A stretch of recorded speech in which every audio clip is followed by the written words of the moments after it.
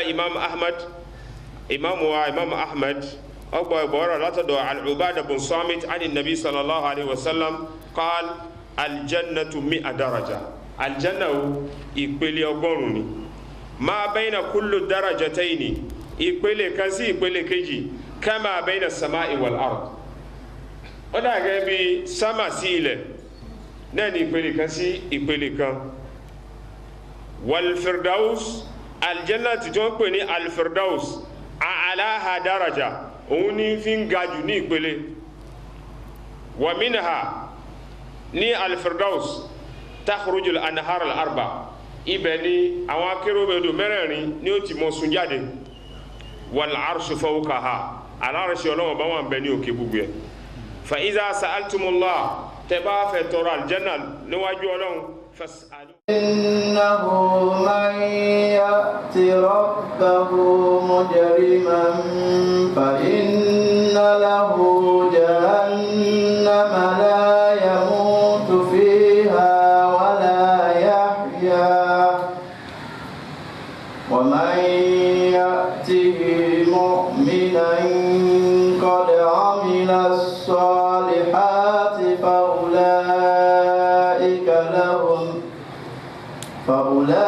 فأولئك لهم الدرجات العلى جنات عدن تجري من تحتها الأنهار خالدين فيها وذلك جزاء من تزكى. أعوذ بالله السميع العليم من الشيطان الرجيم. بسم الله الرحمن الرحيم. الحمد لله على امتنانه وشكرا له على آلائه والصلاة والسلام الأتمان الأكملان المتلازمان الديمومان الأبديان على خير الأنام حبيب القلوب محمد رسول الله صلى الله عليه وسلم وعلى آله وصحبه. أدعوكم لسيو دولون الله. الحمد لله. asi ọ̀pọ̀lọpọ̀ àsàlátù fún aṣíwájú ẹ̀dá muhammadu rasulullah sallallahu alaihi wasallam wọn àtàwọn àtàwọn sàhábà rẹ̀. Ẹ káàbọ̀ lórí ma'idatul Qur'an karim lẹ́yìn tí wáyé ní mọ́sálásí wa ní ibi Umar ibn al-Khattab ní àdúgbò Kótà ní Lulome ní àwẹ̀ ti di mẹ́rìndínlógún lónìí inṣáàlá kọ́lọ́wọ́n bá kó so yókù ní ìrọ̀rùn inṣáàlá. Mọ̀rọ̀pá àwọn ìmáàmù wa lánàá wọ́n sùn nínú súra alárùbákà Suratu Taha níbi ìtàn Ànábì Musa alayhi salatu wassalam pẹ̀lú Fáráò. Nígbàtá Ànábì Musa alayhi salatu wassalam tó lọ láti lè pàdé Fáráò àti àwọn oní idán láyé ìgbà náà àti irú àṣẹ tí Ọlọ́run bá subhanahu wa ta'ala tọ́pa àti irú ìṣe ìlérí tọ́lọ́run bá ṣèlérí pé gbogbo àwọn tí wọ́n ń pè idán pé wọn ò lè ní àṣeyọrí kankan. Ní òní pẹ̀lú ògùn tọ́lọ́run a gbé láti àyà 71 níbi tí Ọlọ́run bá ti ní qala amantu lahu. qala amantum lahu qabla an adhana lakum innahu lakabirukum alladhi 'allamakumus sihr فلأقطعن أيديكم وأرجلكم من خلاف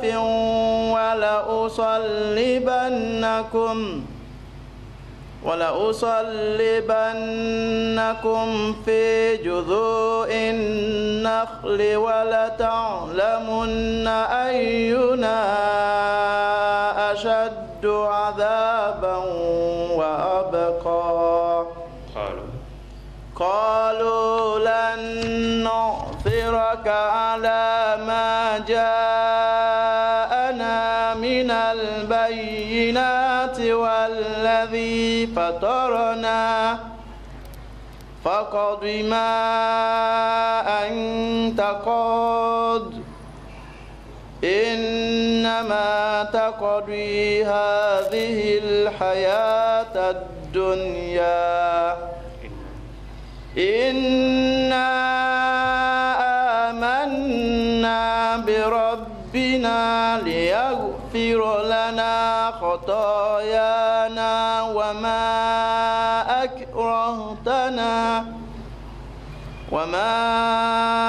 أكرهتنا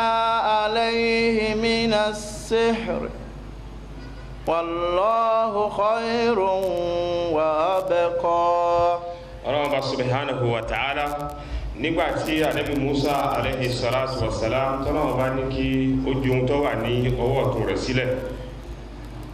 àti idán tí Fáráò àtàwọn èèyàn rẹ̀ kó wá a rí pé Ọlọ́hun bá subhanahu wa ta'ala nínú àánú rẹ̀ a rí pé àwọn onídán yìí wọ́n pè jẹ́ kèfèrí lọ sí àyè ibi tí ń jẹ́ ọjọ́ ọdún àmọ́ kọ́ tó kò ní ibẹ̀ Ọlọ́hun bá sọ wọ́n di mùmínì òdodo eléyìí náà ń bẹ nu agbára Ọlọ́hun bá subhanahu wa ta'ala tó jẹ́ pé ọkàn wọn Ànábì Adam bayna usbu'ayni min asabi rahman ọkàn wọn bẹ ní àárín ọmọ oníka méjì Ọlọ́hun bá subhanahu wa ta'ala yuqallibuha kayfa yasha Ọlọ́hun bá mọ yí ọkàn bó ṣe wù Ànábì sallallahu alaihi wasallam fi sínú àdúrà pé ya muqallibal qulub thabbit qalbi ala dinik ìbẹ́ náà àwọn àdúrà mẹ́ta tó ẹ̀ka mọ̀ wí ní sujud Allahumma ahsin akibatana fil umuri kulliha qala amantu lahu wọ́n náà nígbàgbọ́ sí Musa àti Harun qabla an azana lakum síwájú kémi Fáráò lẹ́nu rọ̀lọ́run fún òun tó fún wọn ní ìzìní àbí àṣẹ onítọ̀rọ̀ bá rí bẹ́ẹ̀ innahu lakabirukum alladhi allamakumus sihr dájúdájú Ànábì Musa òun lọ̀gá yín tí ń kọ́ yín ní idán òun sì ṣe ìyàjẹ wọn fala uqatti'anna aydiyakum òun gé apá wọn wa arjulakum bẹ́ẹ̀ sì ni wọ́n gé àwọn ẹsẹ̀ wọn ní ìpàsípàrà òun sì bẹ́ẹ̀ wala usallibannakum fi juzu'in nahl òun sì mú òun sì wọ́n mọ́ kúnkùté igi dábínú tí wọ́n kẹ́ wọn mọ́ ibẹ̀ wala ta'lamunna ayyuna ashaddu azaban wípé ibi ilẹ̀ mọ̀ tí yà tí fi ń lágbàjù ní káfíà jẹ èèyàn wa abqa àtẹ́ntẹ́jẹ́ kóhun ní òsìsẹ́kù a rí pé eléyìí ni ìlérí tí Fáráò ṣe fún àwọn tí wọ́n gbà fún Ànábì Musa alayhi salatu wassalam náwọn ẹ̀ bá ń fún Fáráò ní ìsìn pé qalu lan nu'thiraka ala ma ja'ana minal bayyinat wípé a lè sẹ̀sá Fáráò káwá fi àlàyé ọ̀rọ̀ tó dé wá bá wa òdodo ìmọ́lẹ̀ tó wà pẹ̀lú Ànábì Musa alayhi salatu wassalam tó wá láti ọ̀dọ̀ Ọlọ́run Ọba walladhi fatarana bẹ́ẹ̀ sì tún ní Ọlọ́run Ọba tó jẹ́ pé òun ló pilẹ̀ sí àwọn òun ló wọn àwọn òun ló ṣẹ̀dá àwọn faqdi ma anta qad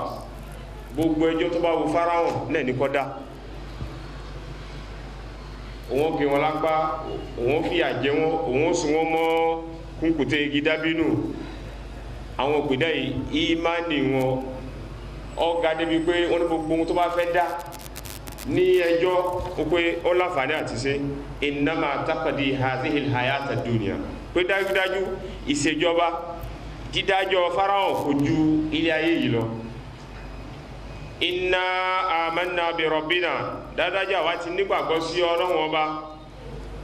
tó ṣẹ̀dá àwọn liyaghfira lana khatayana kọ́lọ́wọ́ bó lè bá fi ṣe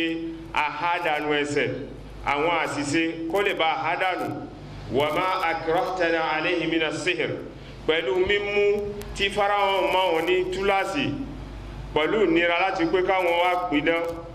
wallahu khayrun Ọlọ́run Ọba Allah òun lọ́ba tí ń fi lórí jù wa abqa Ọlọ́run Ọba inú ṣiṣẹ́kù nígbàtí gbogbo nǹkan bá lọ tán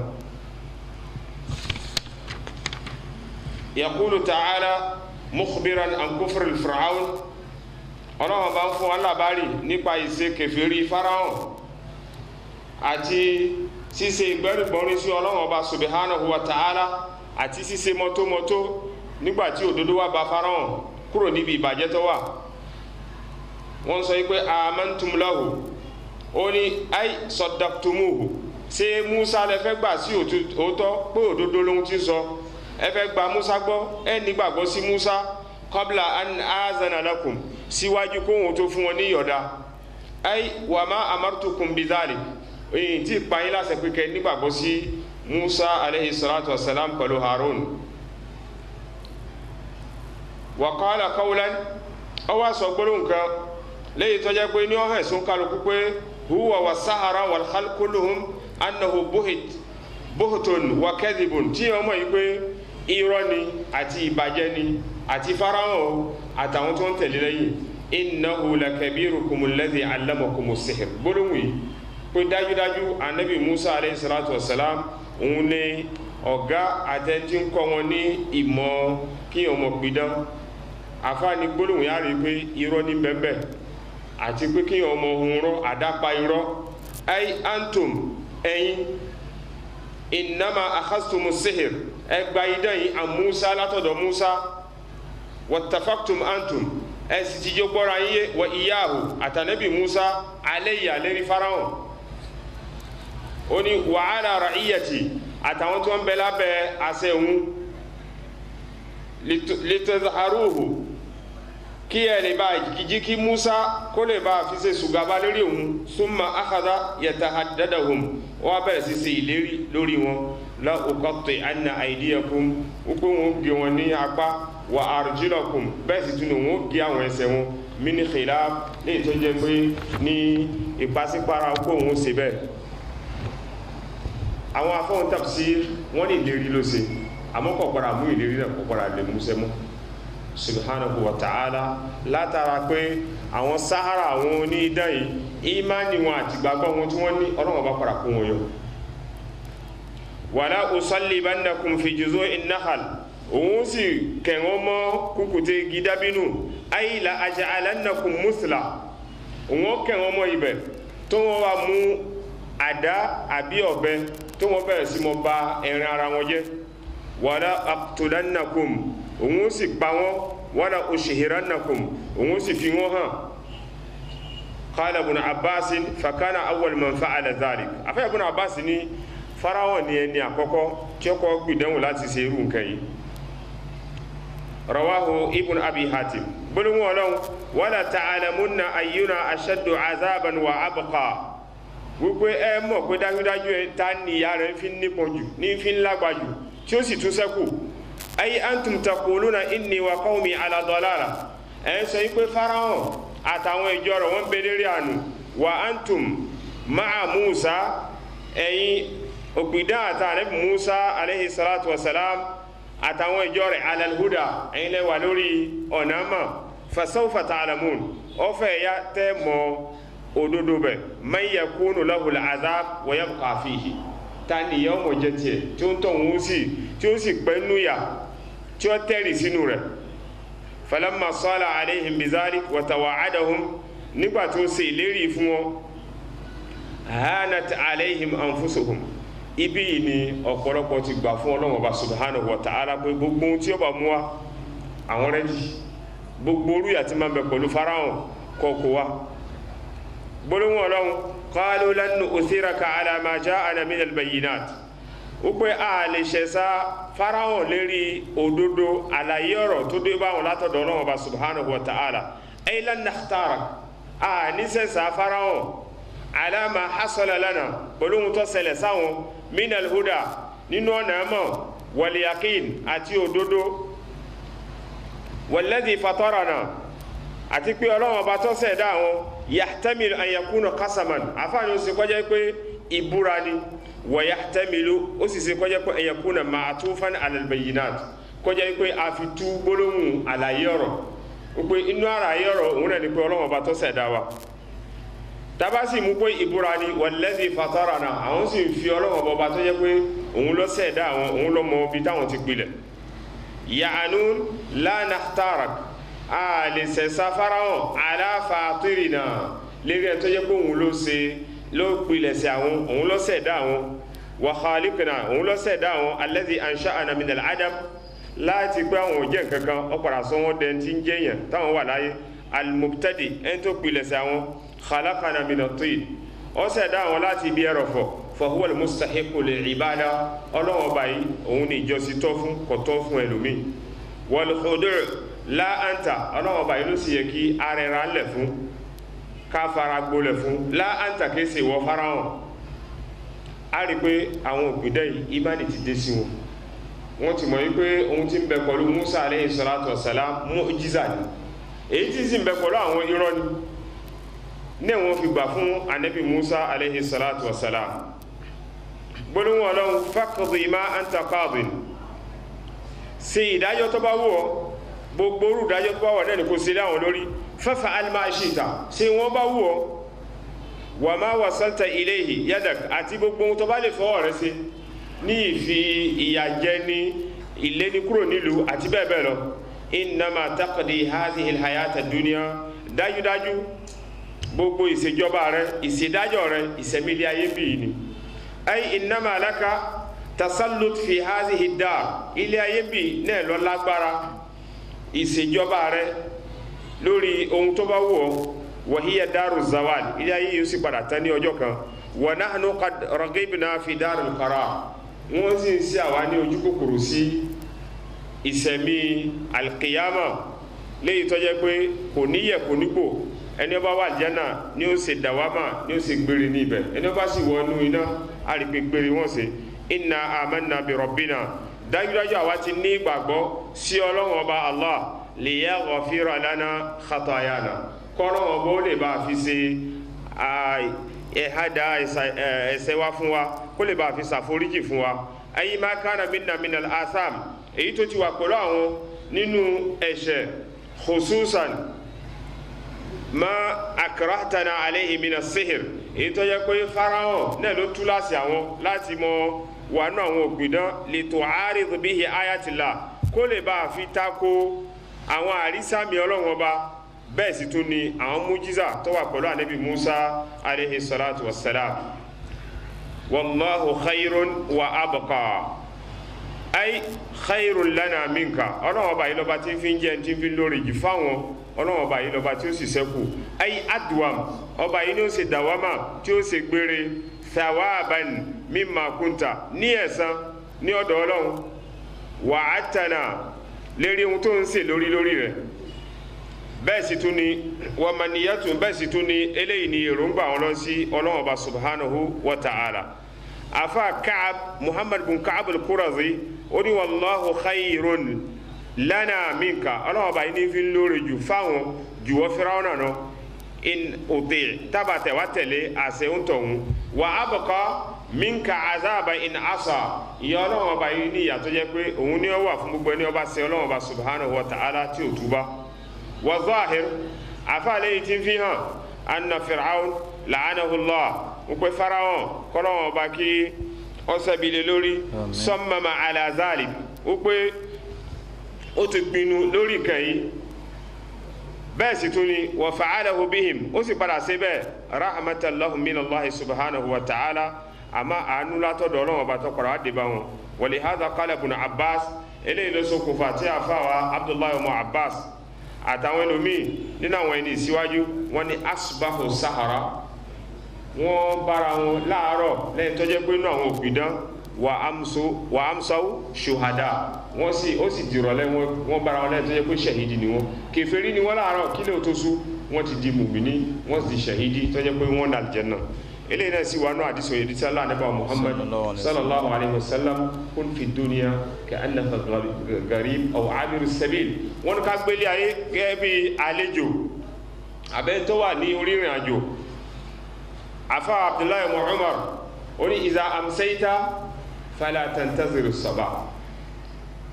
tí ìrọ̀lẹ́ bá bá ilé ayé ẹ mọ́ rò pé àárọ̀ ọjọ́ kejì ọba yìí o wa iza asbahta fala tantaziru masa tabawa aláàrọ̀ ẹ mọ́ rò pé ilé oṣù bá yìí láyé wa khudh min sihhatika li maradik tabawa lálàáfíà kàmọ̀ pé lẹ́yìn àlàáfíà àìsàn ní bọ̀ ẹni tó bá sì wà lórí àìsàn kó gbà yìí pé àlàáfíà padà wá jọba wa khudh min sihhatika li maradika wa min hayatika li mautik tabawa ní táǹsẹ̀mí lọ́wọ́ kàmọ̀ láni ẹ̀ pé láìpẹ́ ó ṣe ṣe kí a lè bọ́ Ọlọ́run ọba a rí pé tá a máa ń bẹ lórí ìṣesí ìpọ̀lú ògùtọ̀ Ọlọ́run a rí pé a rí ibi dé sí iwájú Ọlọ́run ọba subhanahu wa ta'ala irú rẹ̀ náà sì wá lórí irun tí sallallahu alaihi wasallam ó ní salli salatul muwadda kó tá a bá fẹ́ kírun ká kírun gẹ́gẹ́ bí bá ń dágbére fúnlé ayé tá a máa ń fi irú àníyàn kírun pọ̀lú ògùtọ̀ Ọlọ́run irun wọ́ọ̀dà innahu man ya'ti rabbahu mujriman إنه من يأت ربه مجرما فإن له جهنم لا يموت فيها ولا يحيا ومن يأته مؤمنا قد عمل الصالحات فأولئك لهم الدرجات العلى جنات عدن تجري من تحتها الأنهار خالدين فيها وذلك جزاء من تزكى. Allah subhanahu wa ta'ala ó tún mú àwọn àlàyé kan wá lórí àwọn ìsítí tí Fáráò tí Ànábì Musa alayhi salatu wassalam tó ṣe fún àwọn òpìdán pé innahu man ya'ti rabbahu mujriman pé dájúdájú ẹni bá bọ Ọlọ́run ọba rẹ̀ lẹ́yìn tó jẹ́ pé ó láwọn ẹ̀ṣẹ̀ kan al-asam ó láwọn ẹ̀ṣẹ̀ kan lẹ́yìn jẹ́ pé ó túbá ó ronú pìwàdà fa inna lahu jahannam dájúdájú iná jahannama ni ó wà fún tọ̀hún wal iyazu billah la yamutu fiha wala yahya wọ́n tó wọ́n ní jẹ́ àlàyé kò sí ní jẹ́ òkú. Allahu Akbar. Eléyìí lọ́rọ̀ tí àwọn àfáàmọ́ ń sábà sọ nígbà tí wọ́n bá ń pín ọ̀rọ̀ ẹ̀ṣẹ̀ nínú Islam wípé oríṣi méjì ni ẹ̀ṣẹ̀ kan bẹ tí wọ́n pè ní al-kaba'ir ẹ̀ṣẹ̀ kan sì tún bẹ tí wọ́n pè ní as-sagha'ir àwọn ẹ̀ṣẹ̀ ńláńlá àtàwọn ẹ̀ṣẹ̀ tó yẹ pé kò sí máa ní láwọn ẹ̀ṣẹ̀ pẹ́pẹ̀pẹ́. As-sagha'ir bẹ́ẹ̀ máa ń ṣiṣẹ́ dáadáa á parẹ́ fún yín bẹ́ẹ̀ túbà bẹ́ẹ̀. Innal hasanat yuzhibna sayyi'at dáadájú dáadáa iṣẹ́ dáadáa máa ń pa àìdá rẹ̀. Eléyìí wá fáwọn sagha'ir ẹni bá gbààwẹ̀ á hẹ ẹ̀ṣẹ̀ rẹ̀ dànù ẹni bá gbààwẹ̀ ọjọ́ àràfá ẹni bá gba mẹ́wàá muharram nǹkankan á pa ẹ̀ṣẹ̀ ọdún méjì rẹ̀ fún tọ̀hún á há dànù àwọn ẹ̀ṣẹ̀ pẹ́pẹ̀pẹ́ ni o àwọn ẹ̀ṣẹ̀ pẹ́pẹ̀pẹ́ náà láàṣẹ iṣẹ́ kan wọ́n wá wóoru bí iṣẹ́ náà ṣe tẹ̀ wọ́n sí nínú òṣùwọ̀n wọ́n ha àwọn ẹ̀ṣẹ̀ pẹ́pẹ̀pẹ́ wọ́n ha dànù fún wa àmọ́ ohun tí ń jẹ́ al-kaba'ir àwọn kàbìtì ẹ̀ṣẹ̀ àwọn ẹ̀ṣẹ̀ ńláńlá ó ní ti túbá ẹ gbọ́dọ̀ túbá lọ síwájú Ọlọ́run pẹ̀lú àwọn májẹ̀mú rẹ̀ nígbà náà lọ́lọ́run bọ́ sẹ̀sẹ̀ ìyáfẹ́ ẹ̀ṣẹ̀ fún onítọ̀hún a rí pé àyà yìí náà ó gbé ìtumọ̀ yìí dání pé innahu man ya'ti rabbahu mujriman dájúdájú gbogbo ẹni ó bá wá bọ Ọlọ́run ọba rẹ̀ subhanahu wa ta'ala pẹ̀lú àwọn ẹ̀ṣẹ̀ fa inna lahu lẹ́jẹ̀ kó túbá ó ronúpìwàdà fa inna lahu jahannam dájúdájú iná jahannama bẹ̀ tí ń retí òun tọ̀hún la yamutu fiha wala yahya òun tọ̀hún kò ní jẹ́ àlàyé kò sì ní jẹ́ òkú a rí pé àwọn afá tí wọ́n bá tún mú àyà yìí wọ́n á tún mọ̀ lọ nílò míì tó jẹ́ pé ẹlòmíì ò sì wà nílé ayé Allahu Akbar wọ́n bá mú tí wọ́n papọ̀ wọ́n sọ tó wọ́n jẹ́ pé kìí ṣe àlàyé kìí sì sí òkú tó sì wà láyé a rí pé ká á jáwọ́ kúrò níbi ìbàjẹ́ ní fi ń dájú wa man ya'tihi mu'minan gbogbo ẹni ọba wa bọ Ọlọ́run ọba subhanahu wa ta'ala pẹ̀lú gbàgbọ́ qad amila salihat tó ń tọ̀hún sì ti ṣiṣẹ́ dáadáa ó ní ìrun ó ní al-iman saka àwẹ̀ ramadana pé fa ulaika lahumud darajatul ula irúfẹ́ àwọn ènìyàn lẹ́wọ̀n láwọn ipò tí fi ń ga jù kọ́nà ọba kọ́kà wá kún àwọn ènìyàn. Àmín. Jannatu adinin ọgbà aljanna kan ibùgbé ni ó wà fún wọn tajari min tahtiha al-anhar táwọn akérèmọdò ọmọ sàn ní abẹ́rẹ̀ khalidina fiha tí wọ́n ṣe gbére wọ́n ṣe dàwámà nínú rẹ̀ wa dhalika jazā'u man tazakka eléyìí ni ẹ̀san fún gbogbo ẹni ó bá ṣe àfọ̀mọ́ ẹ̀mí ara rẹ̀ tó sì ṣe àfọ̀mọ́ iṣẹ́ rẹ̀ ní ilé ayé ń bì. A kí àwọn ìmáàmù àti wọ́n dé àti gbogbo àwọn afá inshallah. Az-zāhir min as-siyāq afá ilé ìtọ́ hàn nípa àwọn àyà tí a ń káyà anna hadha min tamama wa'adha bihi as-sahara li Fir'aun pé lè ń bẹnu ìsítí táwọn òpìdán ṣe fún Fáráò tí wọ́n sì ń kí nílọ̀ min niqmatillah rò níbi ìyà Ọlọ́run ọba subhanahu wa ta'ala bẹ́ẹ̀ sì tún ni ìyà rẹ̀ ad-da'im èyí tó jẹ́ pé gbogbo ìgbà ni ó wà pẹ̀lú wọn as-sarmadi èyí tó jẹ́ pé kò níyẹ̀ kò nígbò tí ó wà pẹ̀lú wọn wa yuragibunahu wọ́n sì ń ṣe lójú kòkòrò fi thawabihi lọ síbi ẹ̀san Ọlọ́hun Ọba subhanahu wa ta'ala al-abadi èyí tó jẹ́ pé ní ó ṣe gbére al-mukhallad èyí tí ní ó wà pẹ̀lú wọn gbogbo wa faqalu wọ́n máa ń sọ pé innahu man ya'ti rabbahu mujriman pé dájú ẹ̀ náà bá wá dé bá Ọlọ́hun Ọba subhanahu wa ta'ala tó pàdé Ọlọ́hun Ọba rẹ̀ pẹ̀lú ẹ̀ṣẹ̀ pẹ̀lú ìjẹmọ ọ̀tá pẹ̀lú ṣe ìgbẹ́rùgbọ́nrí lẹ́ẹ̀jẹ́ kó túbá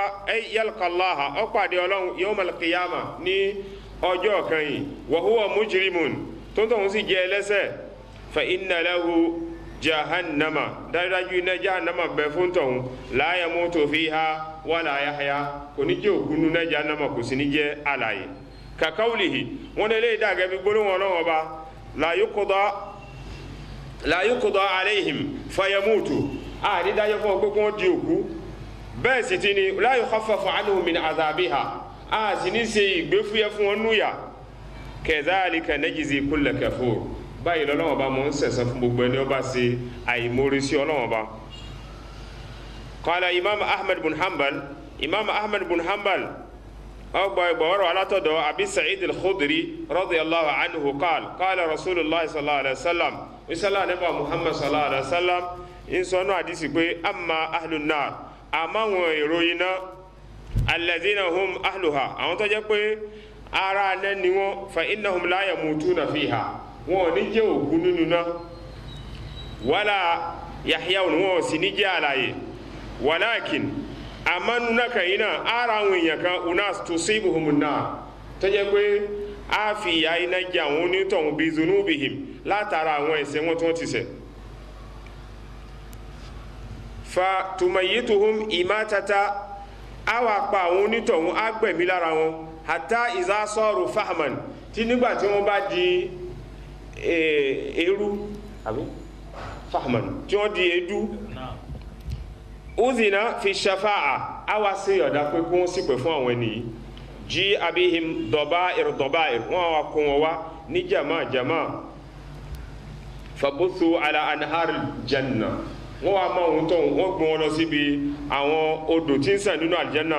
fa yuqalu ya ahlil janna wọ́n mọ̀ sọ pé ẹ̀yin ará aljanna afidhu alayhim ẹ da omi sí wọn la omi yìí wọ́n wá da omi sí àwọn onítọ̀hún la tó jẹ́ pé wọ́n ní la ilaha illallah wọ́n ní nínú ọkàn tẹ́lẹ̀ fayambutun àwọn tó wọ́n bá bẹ̀rẹ̀ sí mọ́ wù nabatul habba gẹ́gẹ́ bí kí o mú yagan àbí nǹkan ká gbé sínú lẹ̀ kó bẹ̀rẹ̀ sí mọ́ wù takuna fi hamil sail gẹ́gẹ́ bí àwọn kẹsí mọ́ wù ní eré àgbàrá òjò nígbàtí òjò ń bá sàn tómi òjò ń bá sàn faqala rajulun minal qawm ẹnìkan náà àwọn jama ń bá ń bi sallallahu alaihi wasallam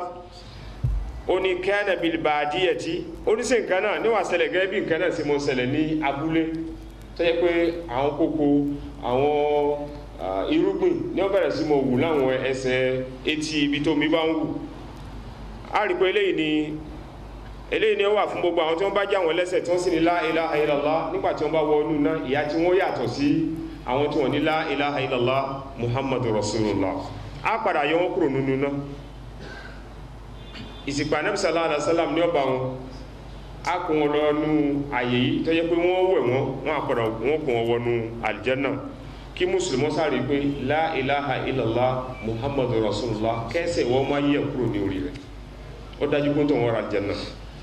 kọ́nà wọn bá kọ́kọ́ kún ẹni tí ó ní la ilaha illallah muhammadu rasulullah amen wa man ya'tihi mu'minan gbogbo ẹni wọ́n bá dé bá Ọlọ́hun Ọba subhanahu wa ta'ala qad amila salihat tó sì ṣiṣẹ́ dáadáa síwájú ayi wa man laqiya rabbahu gbogbo ẹni bá pàdé Ọlọ́hun Ọba rẹ̀ yawmal mi'ad ní ọjọ́ kan yìí ọjọ́ ẹ̀san mu'minul qalb tí ìgbàgbọ́ wà nú ọkàn rẹ̀ qad saddaqa damirahu tó sì jẹ́ pé ọgbọ́ Ọlọ́hun Ọba sí òtítọ́ nínú ọkàn rẹ̀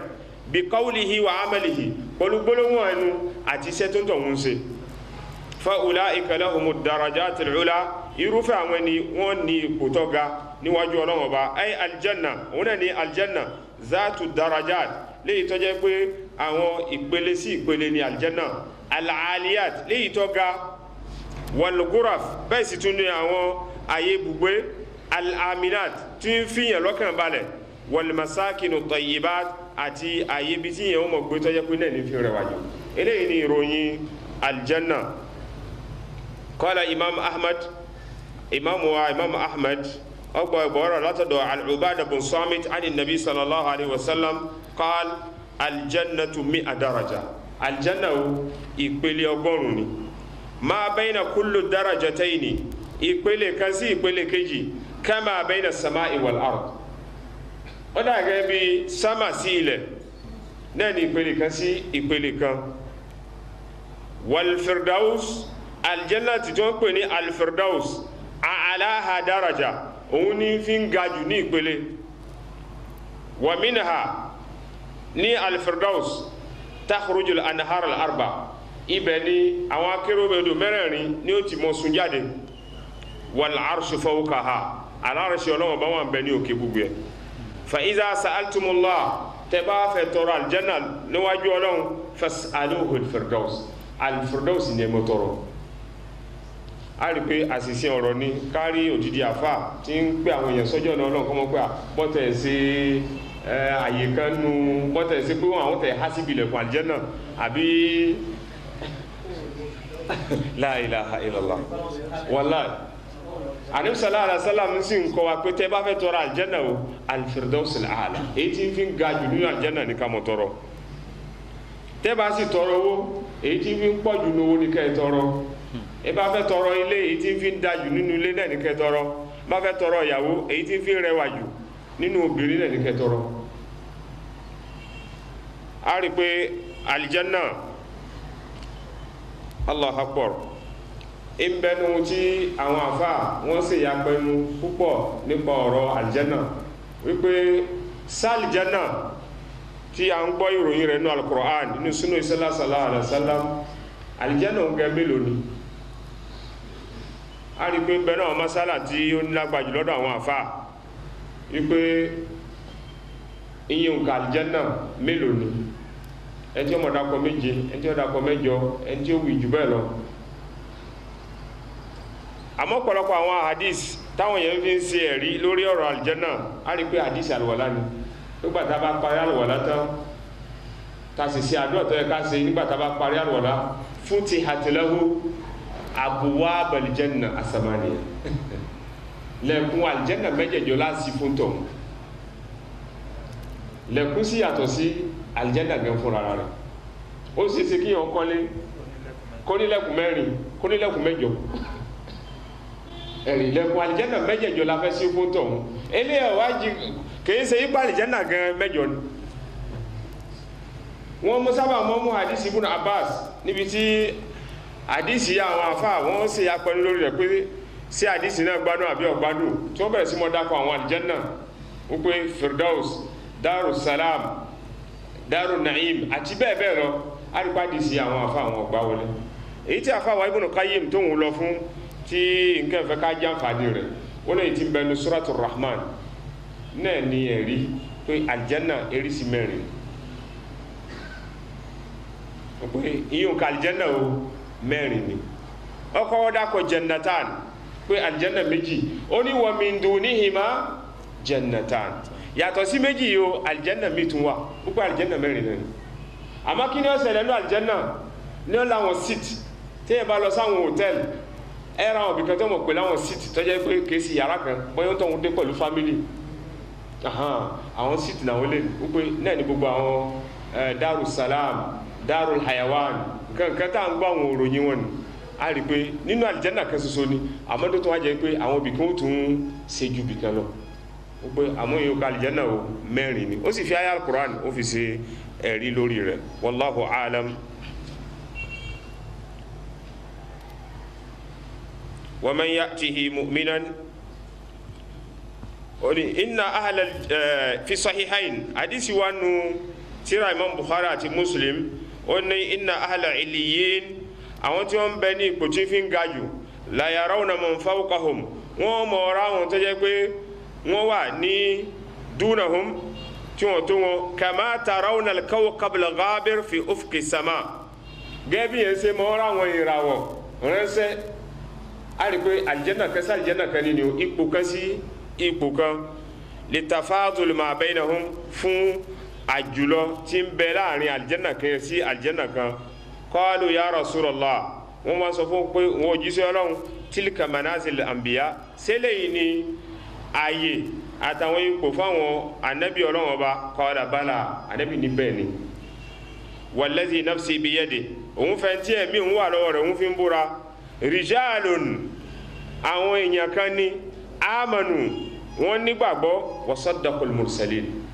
wọ́n sì gba àwọn òjíṣẹ́ Ọlọ́run ọba gbọ́ eléyìí làwọn ipò wọn a rí pé dárájà pọ̀ nínú àlùjánnà nínú àwọn dárájà tí àwọn èèyàn sábà kàkún lónìí kápẹ̀rún dárájà kápẹ̀rún al-mu'adhdhin sallallahu alaihi wasallam ó láwọn tí wọ́n ń pè ní jọ̀wọ́n dàlùkíyàmà àwọn ọmọ ọbẹ̀ lérí pèlè kan tí ó ga jù ashaduna anaqan a rí pé ọrùn wọn àyè ibi tí wọ́n wà àwọn yóò tún mọ̀ nẹ̀gà wọn ni tó yẹ pé ipò tó lágbára gbogbo wa sì mọ̀ lè jà sí ìjẹ́ ìmámù àgbọ́pọ̀ àwọn ẹnìkan ń jà sí làdáni ìjọ kan ipò làdáni sì bẹ́ẹ̀ náà ipò tó ga jù ní Islam gbogbo títí máa ń gbọ́ gbogbo àjẹnú tí máa ń gbọ́ gbogbo tí máa ń gbọ́ èrò pípé wọ́n wá jẹ́rìí gbó tó ń jọ ọ̀dà kíámà pé ó sin Ọlọ́run ọba ipò ní àjàsí lè ní o ipò kejì là ń jà sí. wa fi sunan wa inna Ababakar wa Umar laminuhum wípé Abubakar àti Umar wọn bẹnu àwọn ẹnitàdé sallallahu alaihi wasallam tó ní àwọn ẹnìkan bẹnu àwọn ìjọ ohun tó jẹ́ pé wọ́n nígbàgbọ́ sí Ọlọ́run ọba wọ́n sì gba àwọn òjíṣẹ́ rẹ̀ wọ́n gbà wọ́n gbọ́ kọ́lọ́run ọba kọ́kà ìmọ̀ àtẹ̀yìn kọ́ àwọn ènìyàn inshallah. Jannatu adinin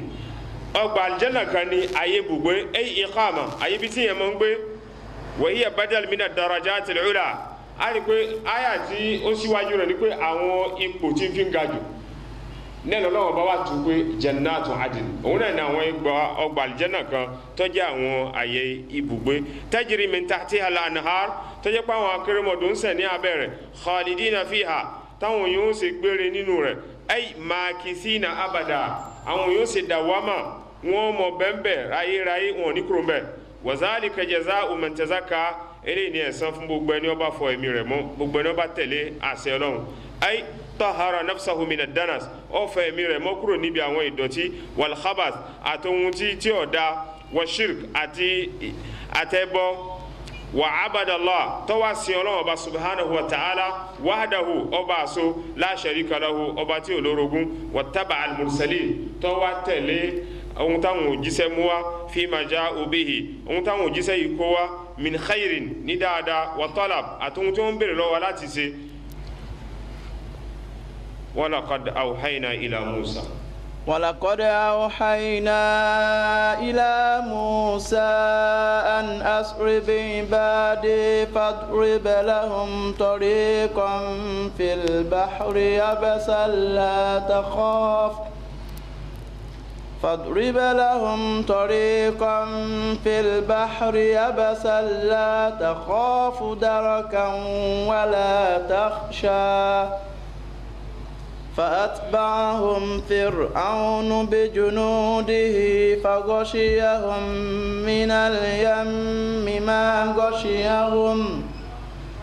وأضل فرعون قومه وما هدى يا بني إسرائيل قد أنجيناكم من عدوكم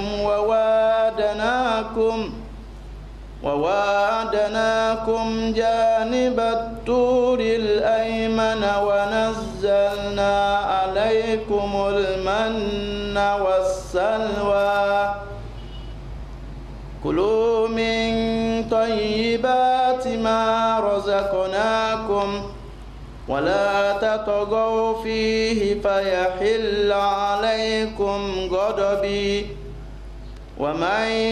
يحلل عليه غضبي فقد هوى وإني لغفار لمن تاب وآمن وعمل صالحا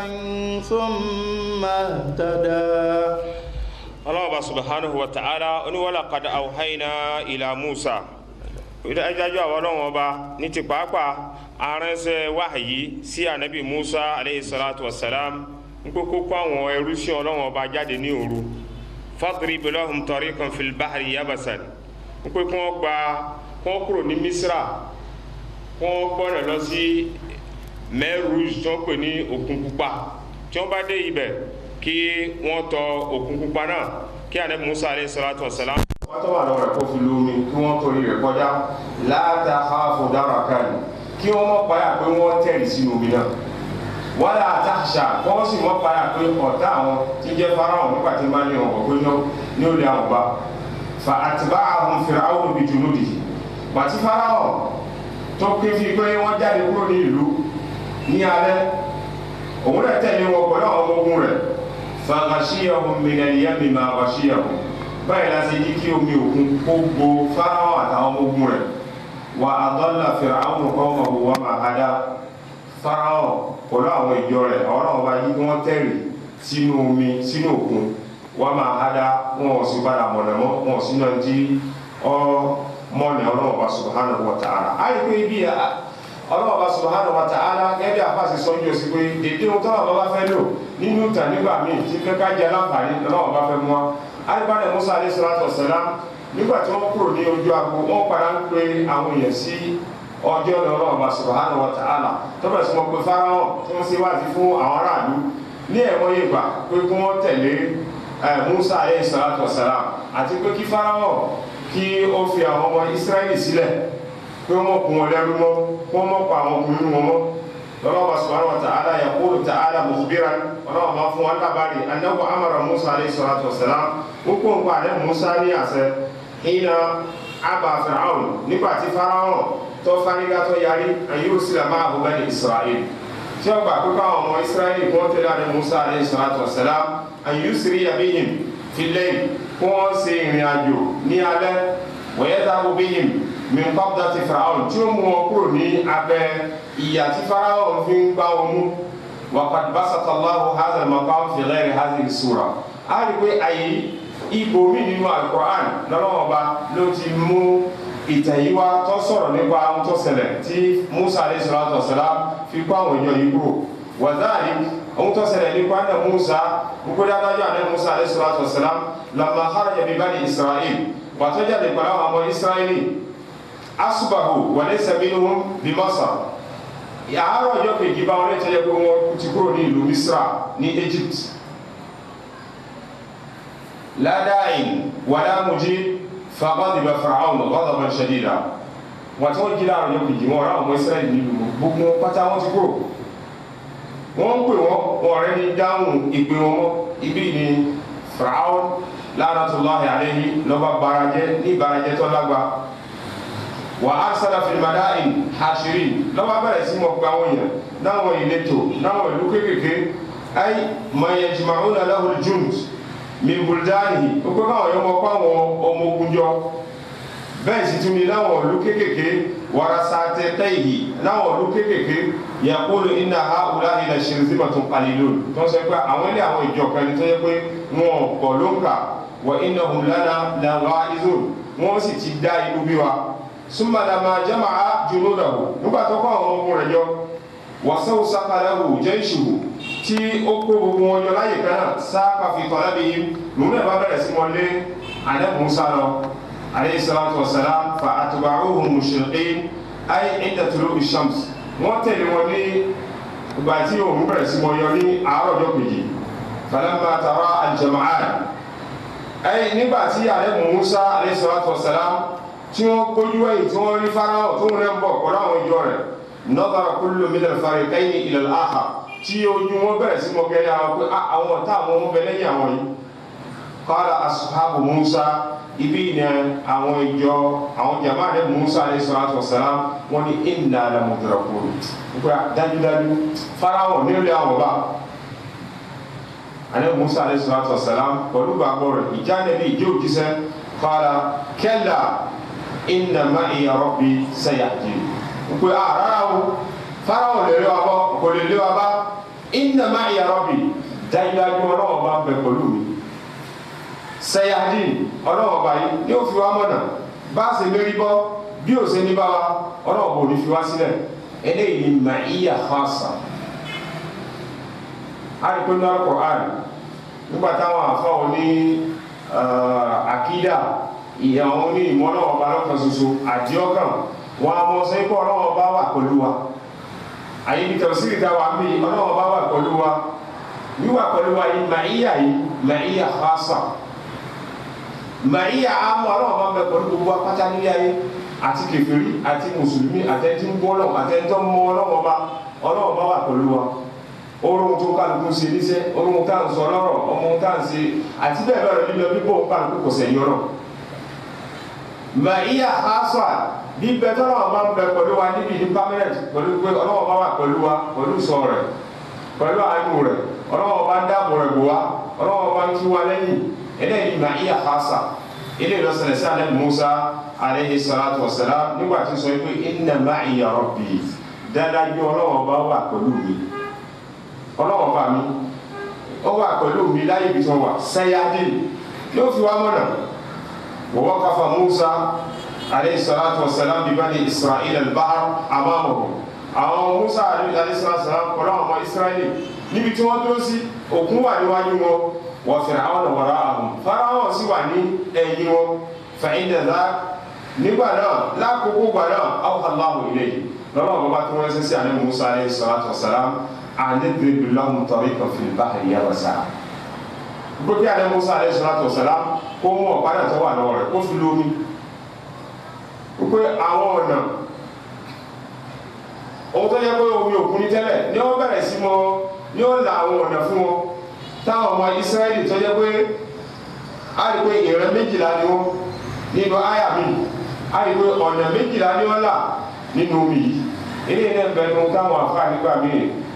láwọn afọ́wọ̀ tí wọ́n jẹ́ sọ̀rọ̀sọ̀rọ̀ wọ́n mọ̀ sọ pé ilẹ̀ kẹfẹ́ tó yẹ pé ẹ̀kẹ́ ṣoṣo náà lórí sámà lórí rẹ̀ sí lẹ́bàá ọmọ òwò tó lẹ́bàá ọmọ òwò kálẹ̀ kí pé irú ìbéèrè wo lélẹ́ yìí o wọ́n tó ṣẹlẹ̀ sí àdá Musa alayhi salatu wassalam nígbà tó ń pọ̀pọ̀ rẹ̀ tó fi lu ogun tó yẹ pé ọ̀nà yìí tó yẹ pé láti ọ̀tọ̀ náà bá ti dá ogun a rí pé ọ̀nà náà ní òórùn wo wọ́n sì yí wọra wọn pẹ̀lú òrùn bàtó sì kọjá tán nǹkan náà ti padà sí àyè rẹ̀ ohun tí wọ́n gbà lérò nìyẹn ẹ bá kọ́ sí bí wọ́n kó nǹkan bàbàrà kan wá lẹ́yìn tó sì jẹ́ pé kò lè kùn kankan nínú gbàgbọ́ kí ọmọ bẹ́ẹ̀ lè tó alẹ́ Musa alayhi salatu wassalam kọ̀pá tó wà lọ́wọ́ rẹ̀ dàpọ̀ iyì orí ẹ bá mọ ológi tí a fi ṣe kọ̀pá fún alẹ́ Musa alayhi salatu wassalam kò lè kùn kankan ajá tó wà pẹ̀lú àwọn asáàpù káfí kí lórúkọ rẹ̀ kọ́lọ̀ tó ló ní ilé àwọn afáwọn kò lè kùn kankan nínú gbàgbọ́ èyí tá a nílò tí ó lè kún gbàgbọ́ wa tá ara wọn ẹ̀kọ́kọ́ lẹ́la àwọn afá lẹ́sìn ní Al-Qur'ani mọ́ sábà tẹnumọ́ tó yẹ pé yóò jẹ́ àǹfààní tí ó lè kún gbàgbọ́ wa tí a sì ráwọn ẹ̀kọ́kọ́ ní ara rẹ̀. fadaraba al-bahra àrẹ Musa alayhi salatu wassalam ló bá ń kọ̀kọ́ àrẹ bá fi lu ogun bí aṣáàrù wa qala infaraka alayya bi iznillah nìkan náà lọ́wọ́ bẹ̀rẹ̀ sí mọ́ làwọn ọ̀nà pẹ̀lú àṣẹ ọlọ́wọ́ba ní ọ̀nà méjìlá nínú òkun fa kana kullu firqin kat-tawdil azim a rí pé àwọn omi náà bẹ̀rẹ̀ sí mọ́ kójọ lọ́ba la àwọn ọ̀nà sínú òkun Musa alayhi salatu wassalam pẹ̀lú àwọn ìjọ rẹ̀ wọ́n bẹ̀rẹ̀ sí mọ́ tọ́ fa arsalallahu riha ala ardil bahr gbàtàrẹ Musa alayhi salatu wassalam táwọn ti wà ní ojú kejì lọ́wọ́ Fáráò àwọn wà ní àárín omi lọ́wọ́ bá wá rìn atẹ́gùn àgbà sí òkun falafahtahu hatta sara yabisan kawajhil ard lọ́ba nu ilẹ̀ náà tí ló sì gbẹ́ gẹ́gẹ́ bí ilẹ̀ tí ò sí gẹ́gẹ́ bẹ́ẹ̀ lẹ́nu gbólóhùn ọlọ́wọ́ bá fadrib lahum tariqan fil bahri yabasan la takhafu darakan a rí pé àwọn náà bá subhanahu wa ta'ala lábá la ọ̀nà fún wọn nínú òkun nílẹ̀ gbígbẹ́ léyìí tó yẹ pé tẹ́ ẹ̀ máa ń tọ́ ibẹ̀ ẹ̀ lè sí ibi jí bẹ̀ pẹ́ẹ́tẹ́ màá sì yẹ pé orí ilẹ̀ gbọ́ sásá lẹ́lẹ́rìn ayé mi Fir'aun wala tahsha ya'ni min al-bahr an yaghriqa ní mo páyà pé Fáráò ní ó lè yín bá bẹ́ẹ̀ sì tún ní ní páyà pé ilẹ̀ àbí òkun ní ó padà wá kòyìn tí ó rùn yín lọ summa qala ta'ala fa'atba'ahum Fir'aun báyìí ní Fáráò pẹ̀lú àwọn ọmọ ogun rẹ̀ wọ́n bá tẹ̀lé wọn faghashiyahum min al-yammi lábá fi òkun náà lábá fi bò wọ́n mọ́lẹ̀ ma ghashiyahum ay alladhi huwa ma'ruf léyìí tó jẹ́ pé àtẹ Fáráò àtẹ́rì pẹ̀lú àwọn ọmọ ogun rẹ̀ wal mu'tafikatu ahwa faghashaha ma ghasha àtẹ Fáráò rẹ̀ pẹ̀lú àwọn ọmọ ogun rẹ̀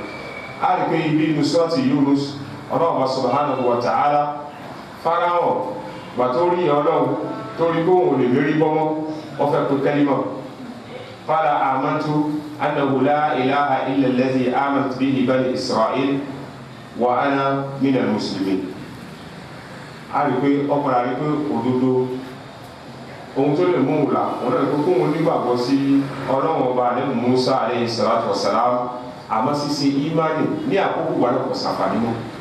ìṣẹ́lá àdébà Muhammad sallallahu alayhi wa sallam ó láwọn àsìkò pẹ́pẹ́ tó yẹ pé tí yẹ bá pé kẹ́límà kọ̀ bá mọ́ pàtótó àwọn orí màlẹ́ kà kú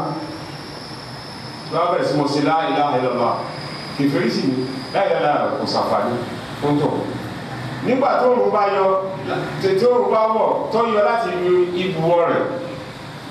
lóòótọ́ bá bẹ̀rẹ̀ sí mo pé kẹ́límà kò sí ń tọ̀ wọn láǹfààní làwọn afáàgbà fi kún ṣùrù ti tọ́ wà tí wọ́n sọ di márùn mẹ́ta tó ká kú ti mọ̀ tẹ́lẹ̀ ẹlẹ́ẹ̀kẹrin tòló lọ ṣámsì maghribi ha nígbà tó ń máa yọ láti ibi ibùwọ̀ rẹ̀ ẹlẹ́ẹ̀karùn ìdẹ̀lẹ̀ gàràgàrà nígbà tó ń tọ̀ wọ́n pàkà kú lọ́wọ́ tó bá pe kẹ́límà sí láǹfààní. a rí pé ó yẹ kí mùsùlùmí gbogbo ìgbà ní ká mọ túbá ká mọ yẹra wa wò ká tó sùn lálẹ́ àwọn ẹ̀ṣẹ̀ tá a bá ní àwọn ibi tó bá kù sí ká ṣe túbá ká tó sùn á rí pé eléyìí jẹ́ mùsùlùmí òdodo eléyìí sì lẹ́ tó yẹ pé ọmọ ọlọ́wọ́ bá ní ọ̀kan ṣoṣo nítorí àsìkò mọ́ ọ̀pá àdásá ayà ní ibi ìṣàwọ̀ ọba tó dọ̀rọ̀ á tẹ̀síwájú ìgbéga tó dọ̀rọ̀ látọ̀dọ̀ ọ̀rọ̀ ìdáwó tó kọ̀ọ̀kan ọ̀sán fún ìlú tó pàṣẹ subhanahu wa ta'ala wa bihamdika ashhadu an la ilaha illa anta astaghfiruka.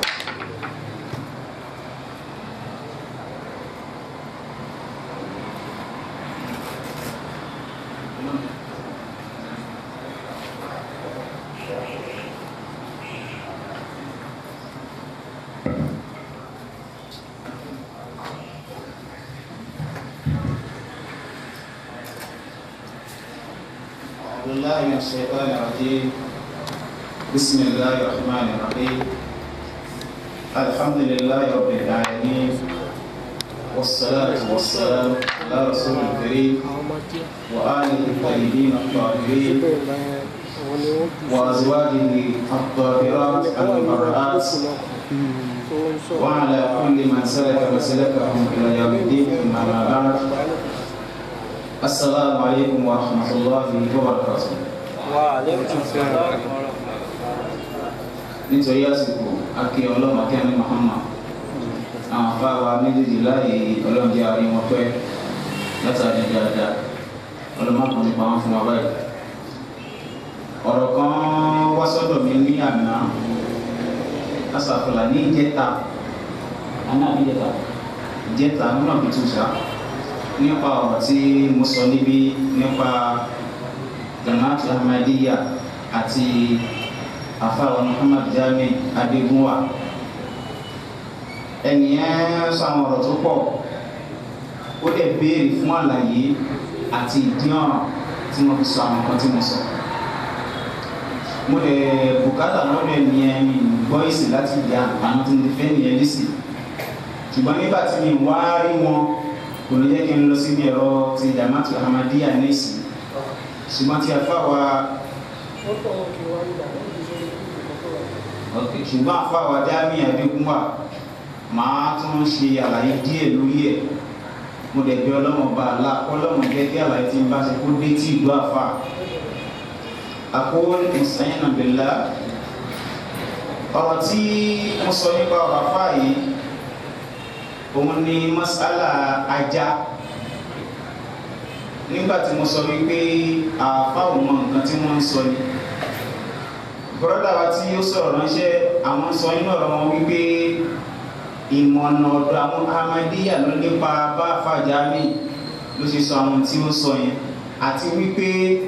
àfà Jami Adégúnwà tí wọ́n gbogbo àwọn alùsùnà lè mọ̀ ní Nàìjíríà subhanallah